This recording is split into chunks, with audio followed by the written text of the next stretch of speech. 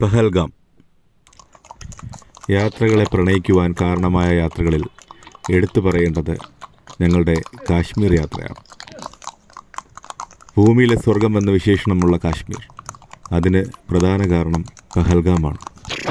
പഹൽഗാമിലേക്കുള്ള കുതിര സഫാരിയും അതിലൂടെ കാണാൻ കഴിയുന്ന മഞ്ഞുമലകളും താഴ്വരകളും പ്രകൃതി ഭംഗിയുമെല്ലാം തന്നെ അത്രമേൽ മനോഹരമാണ്.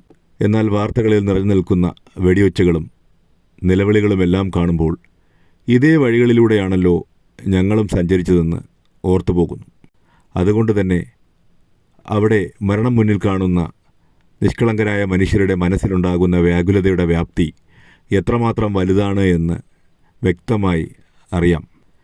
ഒരു മനുഷ്യനെ അകാരണമായി കൊന്നാൽ ലോകത്തുള്ള എല്ലാ മനുഷ്യരെയും കൊന്നതിന് തുല്യമെന്ന് പഠിപ്പിക്കുന്ന മതത്തിൽപ്പെട്ടവരെന്ന് അഹങ്കരിക്കുന്ന തീവ്രവാദികൾ തന്നെ മതത്തിൻ്റെ പേരിൽ മനുഷ്യനെ വെടിയേച്ചിടുമ്പോൾ എന്താണ് പറയേണ്ടത്?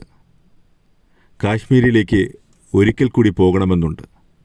പഹൽഗാമിലേക്ക്, ഗുൽമാർഗിലേക്ക്, കാശ്മീരികളുടെ ഊഷ്മളമായ വരവേൽപ്പിനായി, കാശ്മീരിലെ വിഭവങ്ങൾ രുചിക്കുവാനായി, ദാൽ ലേക്കിലെ തടാകത്തിലൂടെ യാത്ര ചെയ്യുവാനായി മനസ്സ് ഇനിയും ആഗ്രഹിക്കുന്നുണ്ട്.